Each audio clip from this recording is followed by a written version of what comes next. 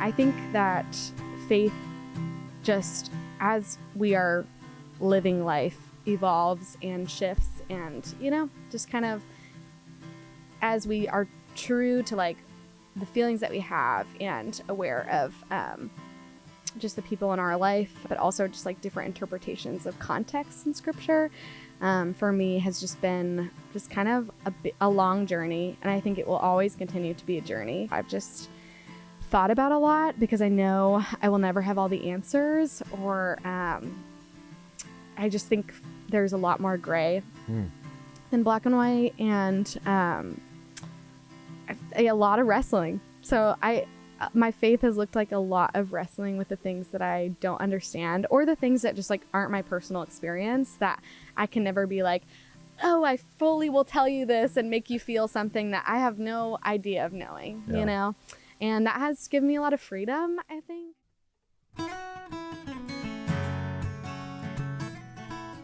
Welcome to Curious Goldfish, a podcast community where music and curiosity come together through interesting conversations with the music makers of our world. I'm your host, Jason English.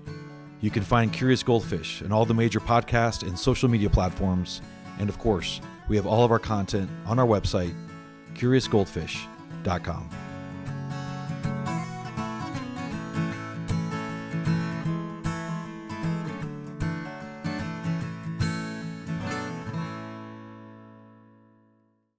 We talk a lot about the be curious, not judgmental mantra here at Curious Goldfish. The one that Ted Lasso made famous. It's easy to say, but it's a whole lot harder to actually live out, especially when things get messy. Today's guest is someone who's leaning into that messiness in a really beautiful way. Sammi Accola is a Nashville-based singer-songwriter who describes her sound as Americana with a bit of a gritty edge. But what's really fascinating is how she spends her time when she's not behind the microphone. For the last few years, she's been working at Thistle Farms, a residential program in Nashville for women survivors of trafficking and addiction. We get into a deep conversation about how all those stories of recovery and survival have completely reshaped her songwriting. She's moving away from the light coastal vibes of her earlier work and into something much more cinematic and honest. We talk about her upcoming project, Candle on a Street, and the idea of holding on to hope even when the world is just rushing past you. But what I appreciate most about Sammi is her willingness to sit in the gray space. She isn't interested in easy black and white answers, especially when it comes to faith, justice, and the role of women in the music industry. She's even taking her music into some pretty unexpected places, like songwriting workshops in men's prisons, which is just about as curious as it gets. So from her roots in Chicago and Florida to the heart of Nashville, here's Sammi Accola. Let's dive in. Sammi Accola, welcome to the Nashville version of our fishbowl. I love for it. Curious Goldfish. I love it. Do you normally sit in a fishbowl when you do this? Well, I try to now. Yeah, I have it's a home studio that's outside on the patio that has this sort of similar effect. Curious Goldfish. I have to keep the brand thing going. You gotta. Yeah. You need like an actual goldfish. Like I feel like that's what we need in the background. All right. Some props. I'll make a note of that. But anyway, it's a pleasure to meet you. Thanks for reaching out. I think we've got mutual friends. I'll say in the industry, not that I'm part of the industry, but mutual friends that I've talked to and stuff. So it's great to meet you. Yeah. And you're in the middle of a move on a weekend here in Nashville in the middle of really August. Hot. It's like in the 80s. We're killing it out here. But anyway, but we're shaded, which is all good. So all right, so we just met. I tried to do a little preparation in terms of this interview, but tell the world, who is Sammi Accola? Yes. Give us the elevator pitch. Oh, I love it.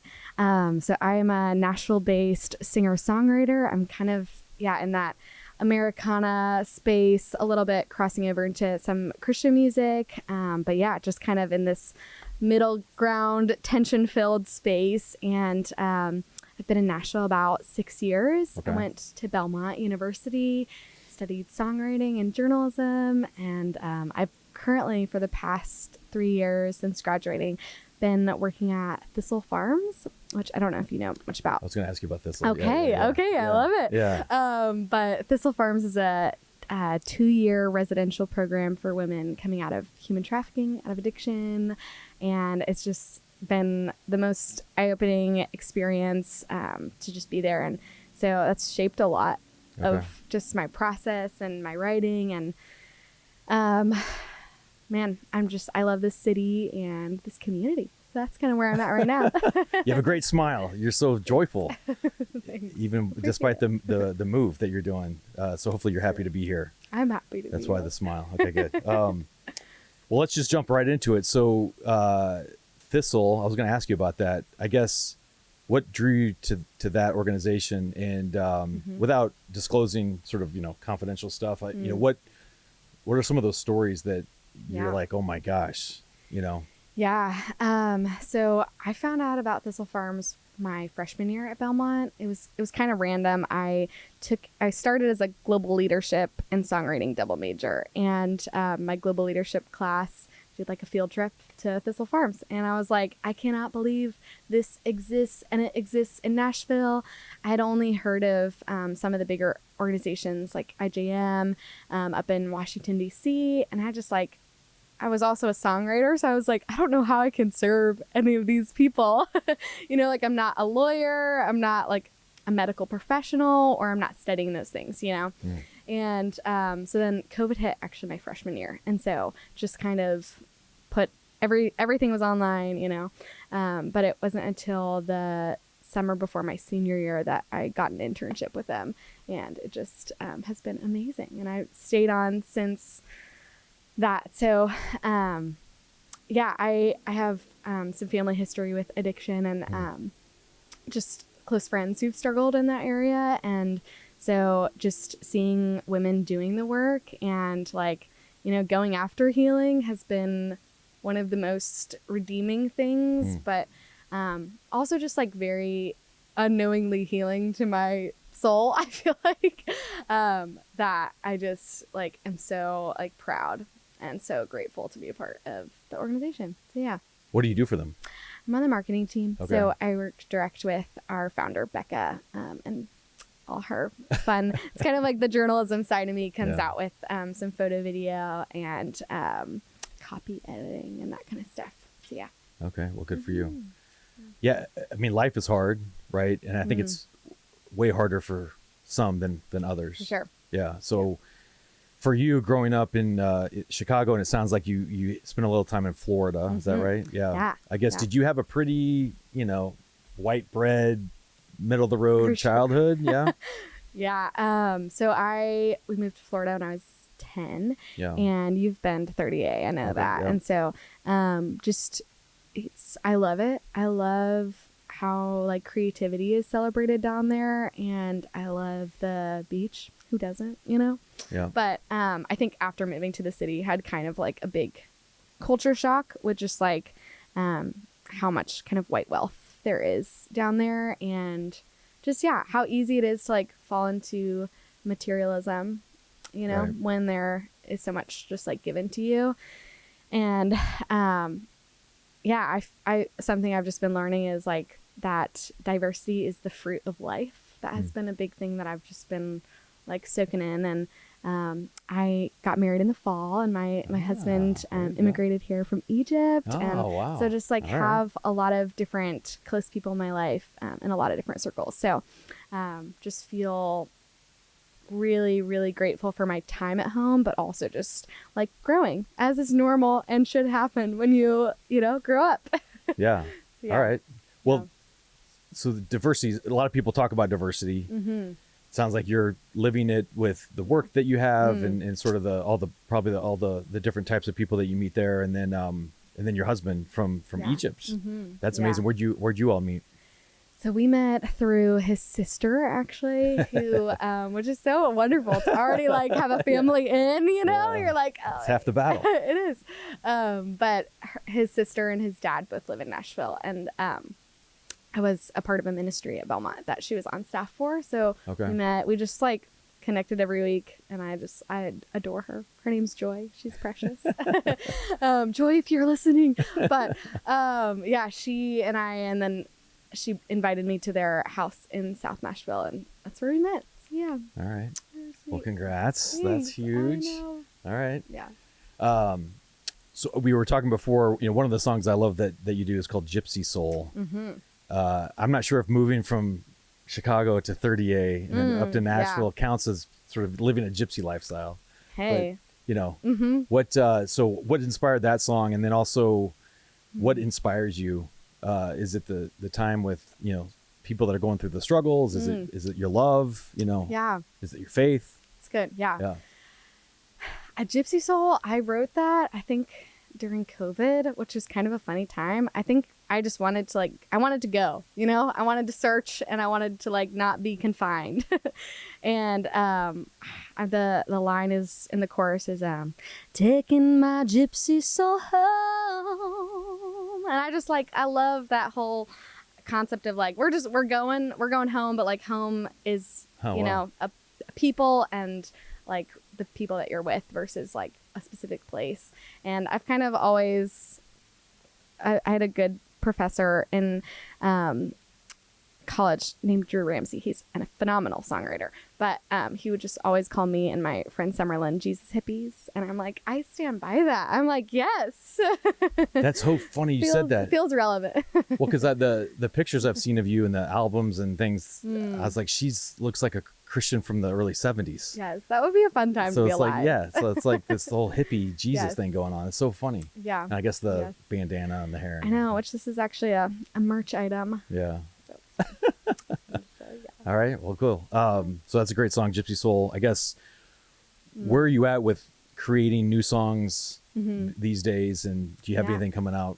Yeah. I think the first record I ever put out was very lighthearted, very kind of coastal, if that makes sense, which makes sense because I was kind of drawing from all my experiences in Florida, moving, and kind of that it wasn't so beach country, but kind of leaning in that direction. And then I am putting out a new album early 2026 and then an EP in the fall. And the project is called A Candle on a Busy Street. And it's a lot more, I would say, gritty and cinematic. One of my favorite influences is Brandi Carlile. So I love her just kind of fierceness, but also tenderness. And the record is pretty heavy, which is it's very different to my last one, which was very kind of light and easy. So if you're in that kind of mood, go listen to that last record. But there's topics of addiction. There's topics of just worth. One of them is kind of about being a woman in the church and how that can look so different, and that really can't be boxed in either. Another one is just more kind of my heart for justice and the intersection of faith, because it feels very relevant in the political times that we're in. So yeah, it's a lot heavier, but I think it feels really real to my experience over the past few years, which has just been that eye-opening, I need to talk about hard things. Joy and sadness can coexist, just being present to the people that I'm at without rose coloring things. Okay. So yeah. What's the image of the candle and the busy street? What is that? What does that mean? Yeah. So thank you for asking that.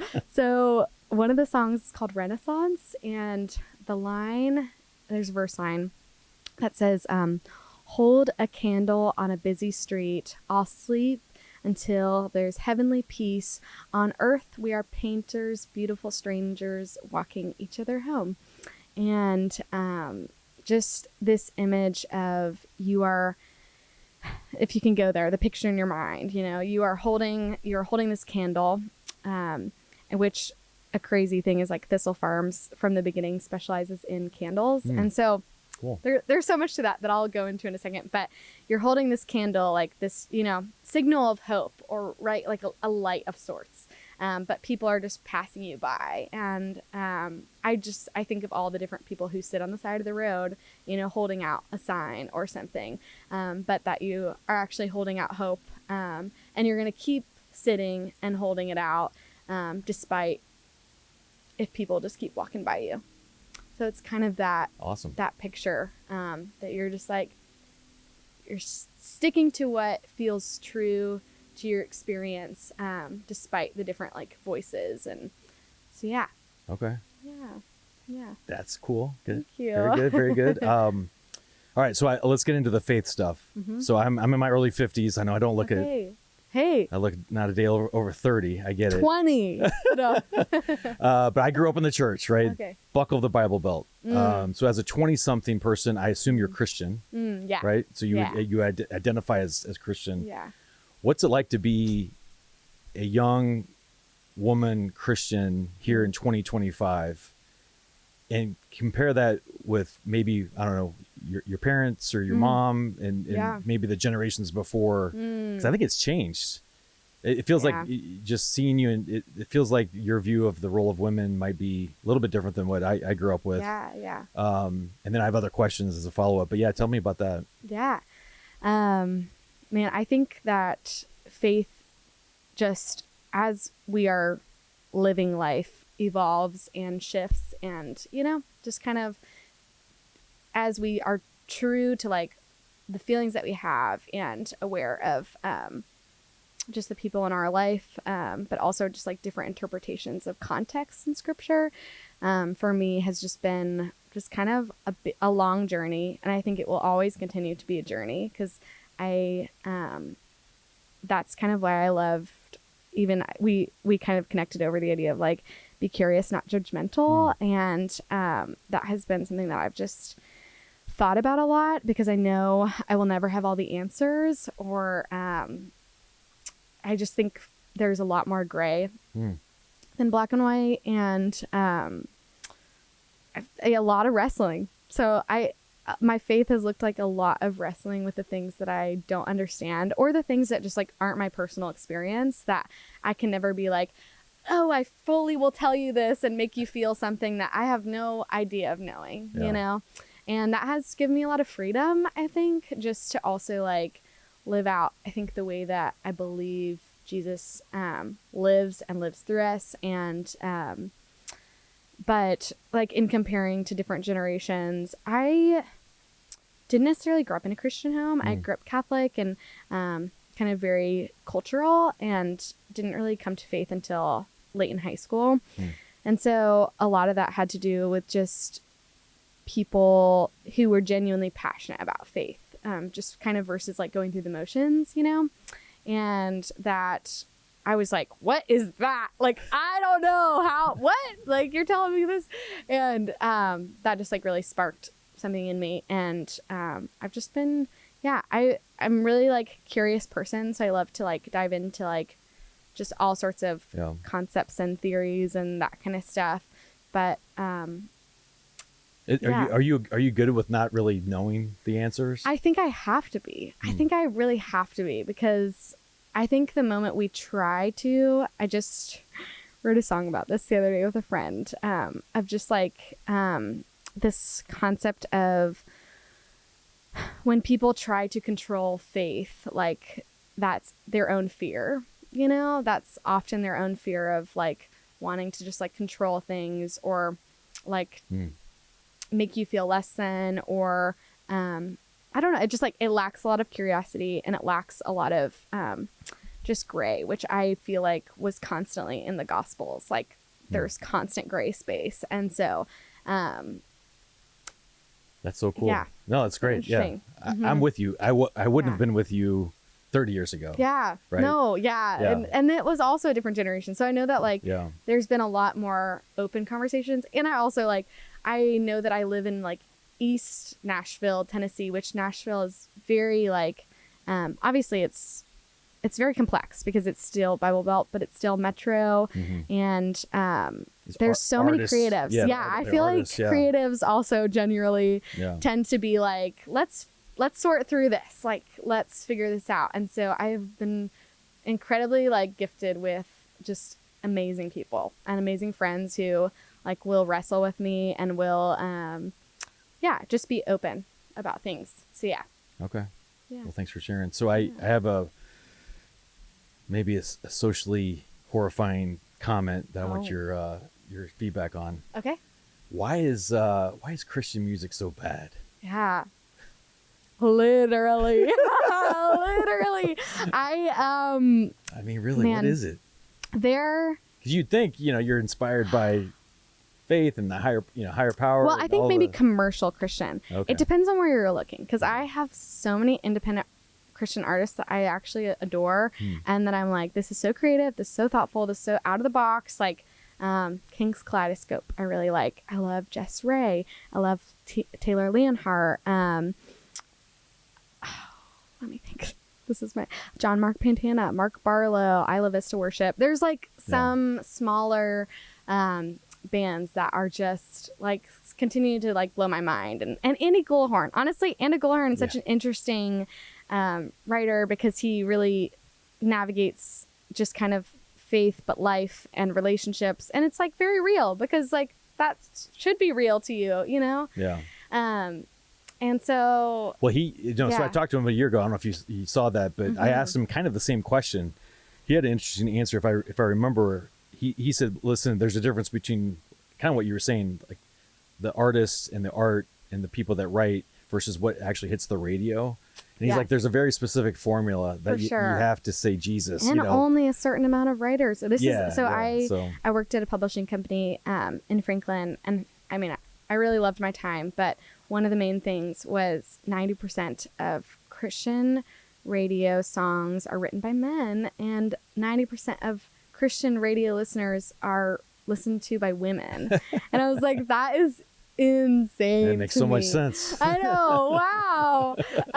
And so I have mainly only played with women, like full bands and that kind of stuff, kind of just because I'm like, wait, there's so many amazing women players and songwriters, and like, let's keep joining together. So when I was a senior at Belmont has this big showcase at the end of the year called Best of the Best, and we had won the Christian showcase with a 10-piece all-female band, and it was the first time in all Belmont's history to have an all-female band. And it's just like, yeah, let's go. Like, let's do this, because it's just so, like, representation in so many categories is so important. But just like as a woman, I love that. Yeah, that can be there. And I don't want to put you in a box, but I think you've led worship for churches and stuff. Have you thought about, maybe I'll just be one of the 10% that's a Christian artist, that's a female, or do you just want the faith to sort of like be the kind of in the background and then not be labeled by that or something else? Yeah. Well, I'm playing a couple songs after this, which I feel like you'll kind of have a greater understanding of where I'm at. But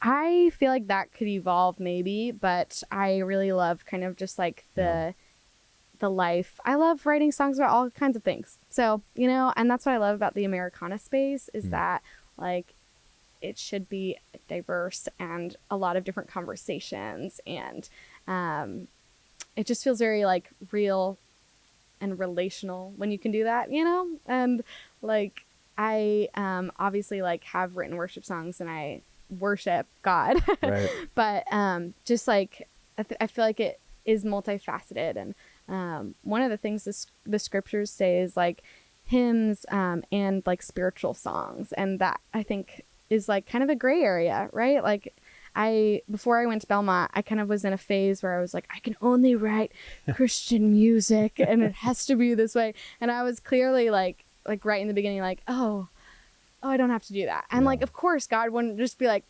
like, no, he doesn't work like that. And just having like giving myself more freedom has just been such a gift that it's like, that is the like honest to where I'm at. Yeah. And I think that's like where you have to get of like, am I being honest like in this way? So yeah. Very good. Yeah. I know I look like I'm in my 20s. You don't talk like you're in your 20s. Thanks. Just kidding. But yeah, I'm not kidding about what I just said about you. I appreciate that. Yeah. No, that's really good perspective. So where do you think you are as an artist, and where do you want to be? Goals are really hard for me. This has been kind of a interesting thing. But I just want to be in kind of like more listening room environments, because I never really saw myself as like a Broadway player. I mean, I love cover songs and can do that, but just really like the heart of like songwriting and being a songwriter. And I love that Nashville is a town of songwriters, you know, and it can feel intimidating at sometimes because you're like, everybody's doing this. What makes me different? Yeah. But they're like, no, like this is a gift and so much creativity. And so I think my goal recently, I'm kind of working on like a small tour for this project going out in the spring, and just to play more in front of people and hope that, you know, I kind of have always been like, it's for the one, like it's for like the one person in the room who comes up to you after bawling, you know, of just like, whoa, like, how did you know my story? And that has happened, and that's like very surreal, and also like feels crazy that music can do that. And that like, you know, someone just speaking or having a conversation might not hit something, but when someone sings it in an emotional way, it's like, oh, that can really translate. And so I love just that music does that, and that we can do that with our voices and our instruments. So yeah, I feel like I'm still in a very unknown season because I'm still a pretty like young writer, I guess is what I would say, but yeah, hopefully beyond my years, but yeah, just I feel like I have so much hope, but I don't control it all. And one thing has been really interesting is being in kind of recovery communities. I've started doing some songwriting groups, and so I've been working alongside a woman named Kashana Armstrong, who is another incredible artist, songwriter, music therapist, and just like very interested in the music therapist side of things, and considering like potentially going back to school part-time and doing that alongside artistry, because I just like really, I love working in kind of marginalized communities, and more so just, I just think music is really, really healing. And I remember when I was in school, it was a very like commercial radio kind of friendly songwriting classes. And, you know, they were like, sometimes you just like, you know, walk into your room and you make something up. And that never really hit me. Like, I feel like I've always been like, there's too many like true stories, you know, like too many true good stories out there. And so just like meeting so many different people, that's kind of some of my goals, is just continuing to meet different people, help them like share their story, learn more about my own story, because of that, like, you know, it's kind of ever just like evolving.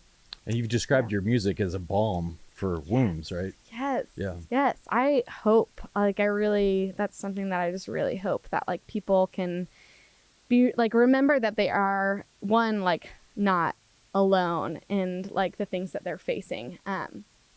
But yeah, just two, that like the music itself would feel like a lift of your spirit, of like, like someone said it, or like I feel heard, you know? And I think especially some of the more kind of like piano led songs on the record are just like, you just can sit in like the instrumental. I had instrumentals of the songs before I had vocals of the songs, and I would just like turn them on because I just was like, wow, this just feels so good. About what you're talking about is being with the marginalized communities, you know, at Thistle Farms, helping people like that. I think that's where Jesus spent his time.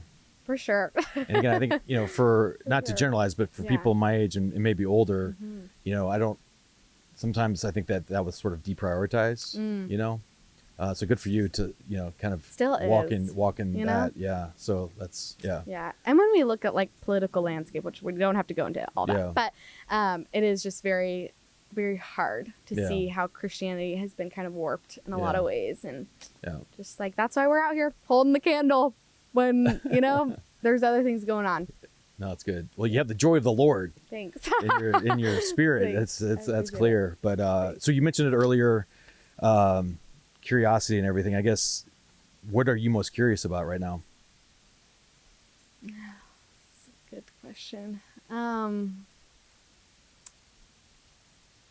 This is a new thing for me that I'm like, I mentioned to you earlier, but I am about to go into an all-male prison in like a couple weeks, and just like very feel all sorts of emotions about that because of like, I've been in all female environments for like basically the past 3 years, and just like have also heard a lot of like really awful stories that I feel like my heart is just a little like on guard right now. So I feel like I need to be curious going into this community of just like not expecting the worst, like not like needing to be afraid of being objectified or just like what that will look like. I just have no idea. And so that's something I personally need to be curious about. And I am really curious about that experience, but I'll let you know how it goes. No, it's another example of you, doing what what Jesus instructed. So good for you for that. That's awesome. All right, so we got a little bit of a taste of it earlier when you started singing, which I was just wanted to stop the conversation right there. No. But I'd love to hear some of the music. Yeah. Are you cool with playing? Yeah. Okay. And can I just shout someone else out? So I this new project I recorded with 2 female producers, and I meant to mention them earlier, but it's Lori Schaffer and Latifa Alatas, and they have just been such amazing cheerleaders. And that was a whole process. Like, I'm sure it could be another conversation of just women in the industry and just kind of giving space and celebration for that. But I just want to shout them out because they're amazing. So this is going to show my age. I was a big Waterdeep fan. Okay. Way back in the day with Lori. Okay. Yeah. Fun. She's amazing. Yeah. That's cool. Got a really cool heart. Yeah. Well, good. Love that. Well, congrats on all the new music. Yeah. Good luck with the move. Keep the smile. Thank you. And I'd love for you to play some music. Let's do it. All right. Thanks, Sammi. Let's do it. Thank all right, you. Bye. Hi guys, I'm Sammi Accola, and I'm going to be sharing this first song, Mona Lisa, with you. So a few years back, I got to go to the Louvre in Paris, France, and this was on my 21st birthday. It was a very fun 21st birthday in that way. Very proper. And yeah, when we were in there, the tour guide that we were with, we went to the Mona Lisa painting, and she said, "Did you know that the reason the Mona Lisa became famous is because she was stolen?" So in 1911, the painting had been taken by an Italian man, and it was gone for 24 hours and nobody noticed. And then when they finally noticed, that's when all the newspapers were like, "Where's the Mona Lisa? Where's the Mona Lisa? Where's the Mona Lisa?" And, the red velvet ropes rolled up, the crowd started, and the painting had its own space.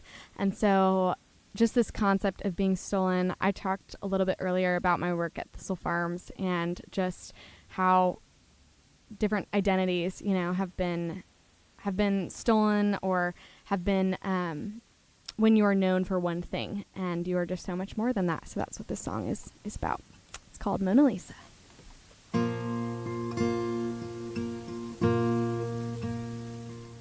Mona Lisa, it must be lonely sitting in a frame all by yourself. No one to listen, the world is watching your every move inside that golden cell. Who stole you? Who took you from that place? Who told you you're just a pretty face? Maybe you're more than a work of art. You're the mind, you're the soul, you're the heart. You can cry here, you can fight here, you can find where the light breaks the dark. You're the mind, you're the soul, you're the heart. They call you a sinner, a scarlet letter hangs around you like a rosary. I know it's getting harder to carry your own armor up the hill, blood was spilled in shoes, but you lose every truth you need. How it's supposed to be. Maybe you're more than a work of art. You're the mind, you're the soul, you're the heart. You can cry here, you can fight here, you can dance where the light breaks the dark. You're the mind, you're the soul, you're the heart.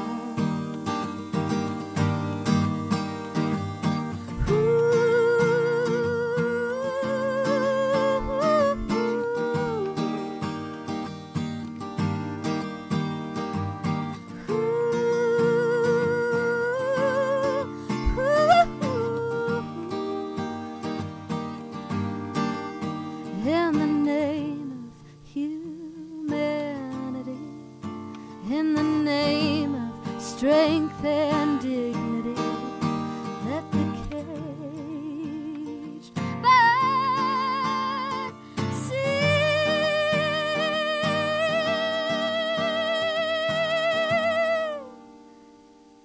Maybe you're more than a work of art.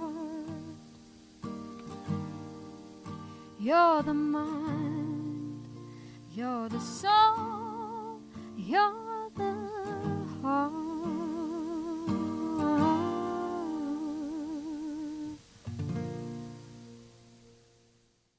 Hey guys, I'm Sammi Accola, and this is Turning the Tables. This song is just kind of the intersection of justice and faith for me. Let's do it.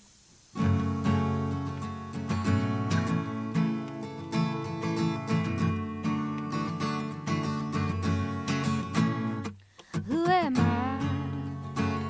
Cast a stone, throw a rock into the window of another's soul.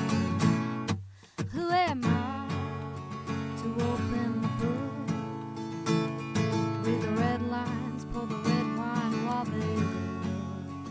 That's not the way, that's not the truth, that's not the life I'm gonna choose. I'm turning the tables, flying with the angels. Woo-hoo-hoo. I'm roaring like the thunder, raising hell under your wings. There's no place you won't go. I never walk alone. Who always